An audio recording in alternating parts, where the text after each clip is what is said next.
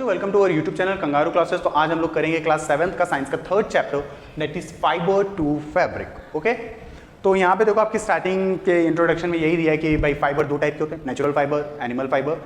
ये आपने सीखा होगा। ओके, मतलब फाइबर हमें दो जगह से मिल सकते हैं, मतलब एनिमल फाइबर और मैन मेड फाइबर ऐसे बताया। फिर आपने एनिमल फाइबर में ये देखा होगा कि शिप से मिलता है, सिल्क से मिलता है, सिल्क मोथ से मिलता है। फिर यहाँ पे क्वेश्चन पूछा होगा आपको कि क्या आपको पता है कि जो फाइबर है वो कपड़े तक, फैब्रिक तक कैसे बनता है। फाइबर का मतलब थिन थ्रेड लाइक सब्सटेंस।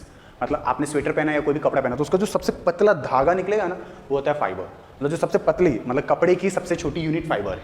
और फाइबर को फिर हम सिलते हैं, प्रोसेस करते हैं फैक्ट्रीज में, और तब जाके ये कपड़ा तैयार होता है ना। इसकी छोटी यूनिट जो सबसे मैं लूँ ना वो फाइबर होगी। ओके, अब यहाँ पे देखो आपको बोला है एनिमल डेट वील्ड वूल। अब कौन कौन वूल हमें देता है, कहाँ कहाँ से हमें वूल मिलता है। तो वूल ऐसे सिप से मिलता है, सिप के हेयर से मिलता है, सिप के हेयर से मिलता है। अब जो सिप का हेयर है, अब सिप के हेयर के तो जो हमें एनिमल डेट ईल्ड वूल, अब वूल हमें कहाँ से मिलता है, तो वूल हमें सिप के हेयर से मिलता है। फिर आपको पूछा है क्वेश्चन कि क्या आपको पता है कि इतने जाड़े जाड़े हेयर क्यों होते हैं, थिक हेयर क्यों होते हैं सिप लोग के पास? क्योंकि उनका जो हेयर होता है वो पुअर कंडक्टर ऑफ हीट होता है। पुअर कंडक्टर ऑफ हीट का मतलब जैसे मैंने पेपर को लिया, उसे बर्न किया तो वो पूरा जल जाएगा, तो ये पुअर कंडक्टर ऑफ हीट मतलब जल गया। मतलब पुअर कंडक्टर मतलब हीट को एब्जर्व नहीं किया, उसमें कैपेसिटी नहीं हीट को ऑब्जर्व करने की। वहीं पर अगर मैं आयरन बोलूँ तो आयरन को हीट पे रखूंगा तो तुरंत जल जाएगा? नहीं, वो हीट को एब्जर्व करेगा। तो यहाँ पे उनके जो हेयर है, अगर हेयर को भी लगो तो जल जाएगा तुरंत, तो बैड कंडक्टर ऑफ हीट है। तो ये काम क्या करता है बैड कंडक्टर ऑफ हीट, उनकी बॉडी की हीट को बाहर नहीं जाने देता। अगर उनकी बॉडी की हीट को बाहर जाने दे देगा तो फिर ये लोग तो ठंड से मर जाएंगे। तो ये पुअर कंडक्टर ऑफ हीट होता है उनका हेयर, जो उनकी बॉडी को गर्म रखने के लिए यूज होता है। पुअर कंडक्टर मतलब जो हीट को एब्जर्व ना करे, गुड कंडक्टर मतलब जो हीट को एब्जर्व करे। ओके, फिर हेयर के दो टाइप होते हैं, ये जो वूल है, कोर्स बर्ड हेयर और फाइन सॉफ्ट हेयर, जो कि उनके स्किन के पास होता है। Fine soft under hair close to skin. और जो वूल हम तैयार करते हैं सेकंड वाले हेयर से करते हैं, ऊपर ऊपर की बाल से नहीं करते हैं। ओके, और हम लोग जानबूझ के इनको तैयार किया जाता है जिससे ऐसा सिप हमें मिले जिससे हमें ज्यादा कौन सा हेयर मिले, फाइन सॉफ्ट हेयर मिले। ओके, और ये जो हम जानबूझ के कैरेक्टरिस्टिक्स, मतलब जैसे मैंने इस शिप को देखा कि भाई हाँ ये वाला नर मतलब मेल सिप यहाँ पे हाँ इसकी सारी क्वालिटी मैच कर रही है, अच्छी है, तो और इस फीमेल वाली की अच्छी है। अब इन दोनों का मैचिंग कराएंगे। ओके, तो इनका जो बच्चा होगा वो कैसा देगा, एकदम फाइन क्वालिटी ऑफ हेयर देगा और ज्यादा अंडर हेयर वाला देगा, फाइन सॉफ्ट हेयर देगा। तो ऐसे जो जब हम खुद चुनते हैं स्पेशल कैरेक्टरिस्टिक के लिए जानवरों को, तो ऐसी ब्रीडिंग को कहते हैं सिलेक्टिव ब्रीडिंग। मतलब हमने सिलेक्ट किया उस ब्रीडिंग को, उस नस्ल को कि भाई ऐसा मेरे को चाहिए।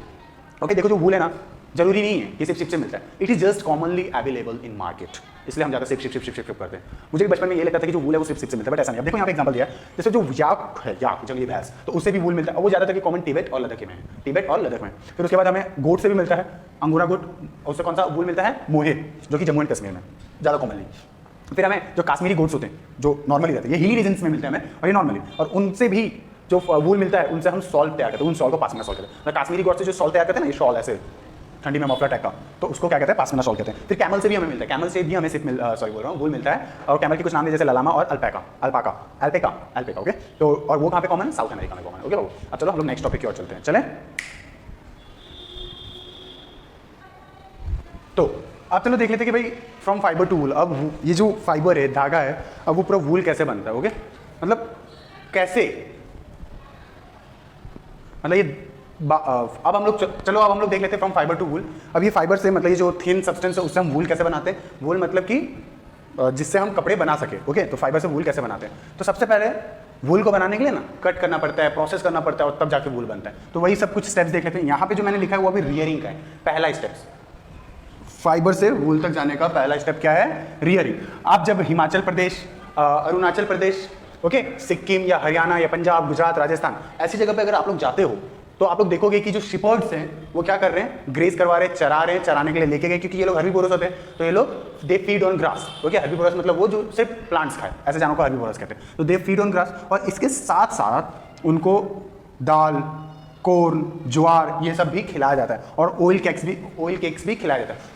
ऑयल केक्स क्या होता है, जब हम तेल निकालते हैं, जैसे मस्टर्ड से मैंने तेल निकाला, कोकोनट से तेल निकाला, अब तेल निकालने के बाद जो वेस्ट बच गया that is called oil cakes, ये सब भी खिलाया जाता है। क्यों खिलाया जाता है भाई, क्योंकि ये अभी पैसा देने वाला है, उससे वूल निकालेंगे, कपड़ा बनाएंगे, बेचेंगे तो पैसा मिलेगा, तो इसीलिए उनकी बहुत अच्छे से केयर की जाती है। और विंटर्स में क्या होता है कि विंटर में उनको अंदर ही रखा जाता है, अंदर ही जो भी काम है भाई, अंदर ही तुम लीव्स खिलाओ, ग्रास खिलाओ, चारा खिलाओ, फॉडर खिलाओ। ओके, और जब हेयर डेवलप्ड हो जाता है तो फिर शेव कर देते हैं। तो यहाँ पे